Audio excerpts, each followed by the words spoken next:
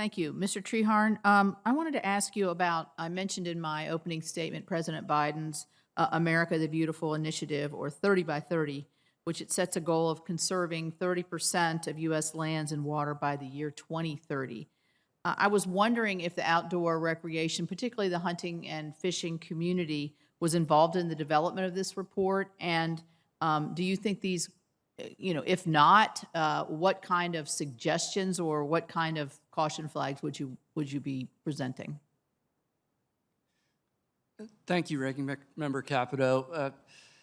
The answer to your question is really requires a little bit of history. We started to hear about 30 by 30 early in 2019 through state legislative actions. Those were particularly concerning for some of the reasons you outlined in your opening remarks, lack of definition, creating a lot of uncertainty for those in our community. And at that time, we started looking into the 30 by 30 initiative and realized that at its most basic level, there's a lot in common with the conservation work that sportsmen and women do. However, the devil is in the details. And so the Congressional Sportsmen's Foundation worked with a number of partners that now total nearly 50 NGOs that are part of a group called the Hunt Fish 3030 Coalition.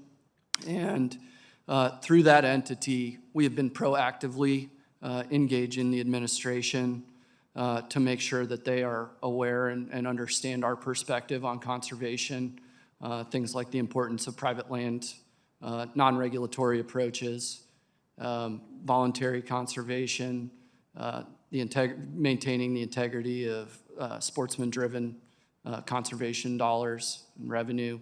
And really that was, we came to a decision point because with that uncertainty surrounding 30 by 30 and the lack of definition, we either could stand on the sidelines and let that happen and let others define conservation on behalf of our community. But we decided to come to the table and create some space for hunters and anglers to talk about how we support conservation and some of the things that we've learned over the last 80 years since we've been doing it. Thank you. Thank you. Very complete answer. I appreciate that.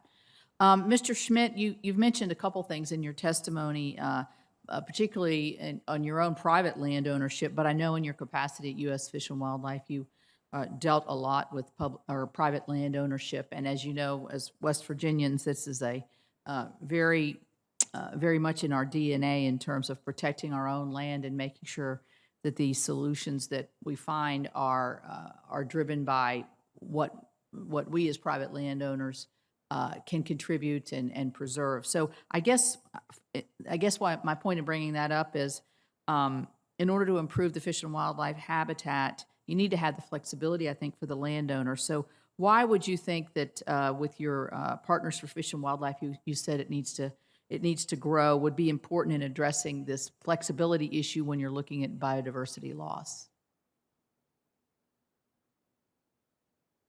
Thanks for that question, Senator Capito. The flexibility is important because every landowner has different goals, and one size doesn't fit all, as we found out with just when we were just doing wetland restoration. So we've modified the program nationwide to include invasive species treatment, dam removals, in-stream work, and as well as livestock exclusion and grazing management. I mean, some of the best work we do is actually to put better grazing systems on the land so that the farmer makes more money, but the species diversity remains intact. And matter of fact, it often improves when it comes to grassland species. But landowners themselves, everybody's got to, they want to help, and that's why they've contacted us or the USDA.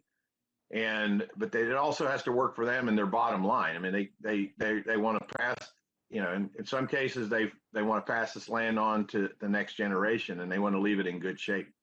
Yeah, I think that's a good point. I think in some ways our where we've kind of gotten hung up a little bit on this is a lot of times I think our local landowners and our folks that have been in the communities for years really are the best stewards of their own properties and know the best way to move forward. And when you start pushing down mandates from Washington and other places that don't fit with, you know, the local conservation plan or envisionment for your own property, that's where it really starts to rub people the wrong way. I know we went through this with the wilderness designation several years ago in West Virginia and really ran up against a lot of people at the same time. So, what impact do you think that if we, you know, we've heard a lot about ESAs.